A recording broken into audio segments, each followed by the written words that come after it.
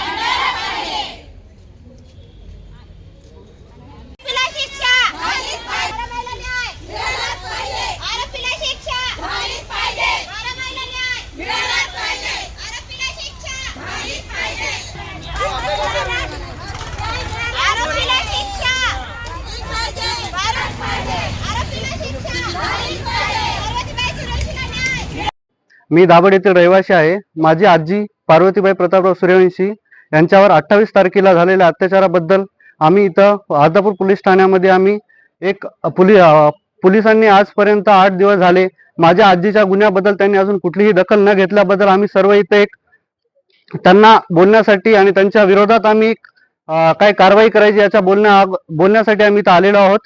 तरी आमच्या गावातील सर्व लोकांचा आम्हाला इथं प्रतिसाद मिळाला आहे सर। तर आमच्या एरियामध्ये जो भोकरपाट्याचा एरिया आहे तिथे खूप प्रमाणात अशी दारू विक्री मटका अशा अवैध धंद्याचा खूप मोठ्या प्रमाणात चालू आहे सध्याला। त्यामुळे त्यात गुन्हे खूप वाढत आहेत।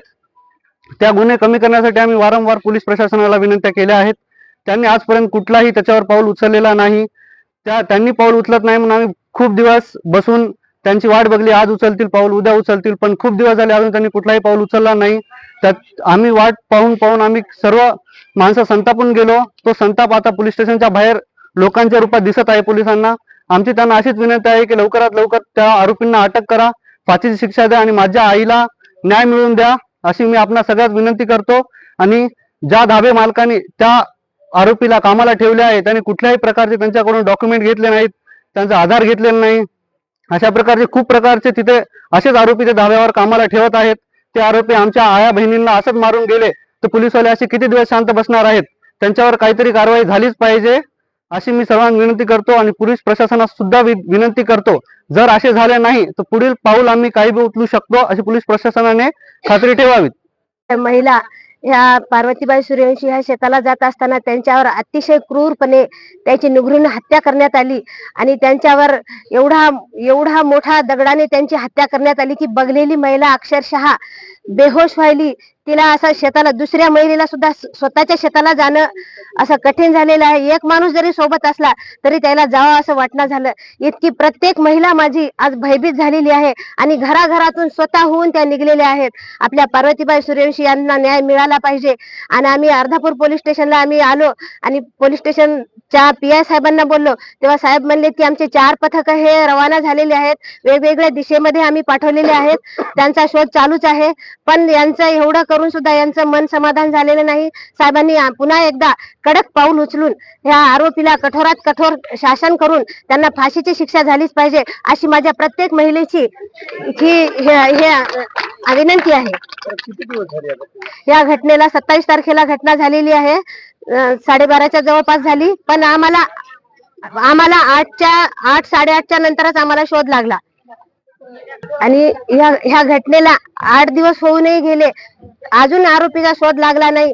ज्या धाब्यावर तो काम करत होता त्या धाबेवाल्याला सुद्धा आपण 2 दिवसच ठेवलं आणि तिसऱ्या दिवशी मोकळं करून टाकलं. त्याच्यामुळे ते सुद्धा निवांत झालेले आहेत. फक्त जी काही आग आहे ते घरच्यांना आणि समाजाला, सगळं महिला वर्गाला आग झालेली आहे. म्हणून आज महिला प्रत्येक घराघरातून स्वतःहून निघून आज अशा ठामपणे उभ्या आहेत की आमच्या पार्वतीबाईला ज्यांनी हत्या केली, ज्यांनी एवढी निगरून हत्या केली, 75 वर्षाची महिला जर सुरक्षित नसेल तर आमच्यासारख्या महिलांचं काय आहे, असा त्यांना प्रत्येक महिलांना सवाल पडलेला आहे. म्हणून जास्तीत जास्त चक्र ही फिरवली पाहिजे आणि आमच्या पारुबाईला हा न्याय मिळालाच पाहिजे.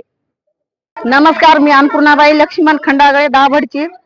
नमस्कार. या पार्वतीबाईवर नुसता अत्याचार झालेला आहे, तसंच आम्हाला घाबराले. आम्ही पण शेताला जायना झाले, आम्ही पण शेताला जाऊन काम करून खाणेवाले आहेत. आता इतक्या महिला आल्या, आता आमच्यासाठी काही न्याय करावं, न्याय द्यावं तुम्ही. आता आम्हाला हे पोलीस लोक काय करत असतात, पोलीस लोक आम्हाला काहीच द्यायना. आता आम्हाला हो हो करतो म्हणायचं, पुढे चल येतं, करतो नाही पुढे चल येतं, काहीच नाही. 10 दिवस झाला आम्हाला काहीच न्याय भेटला नाही. आम्हाला न्याय भेटायला पाहिजे, आम्हाला न्याय द्यायला पाहिजे तुम्ही. आम्ही काम करून खाणेवाले आहात. घाबरले. आता आज बाई आमची बिमार पडलेली आहे, आज दवाखान्यामध्ये ऍडमिट आहे. आता तिचं काय करायचं? हा, या पोलिसांना पाय उचलायला पाहिजे. हा, हे शासन आम्हाला काहीच करू शकत नाही, आम्हाला काहीच देत नाही न्याय.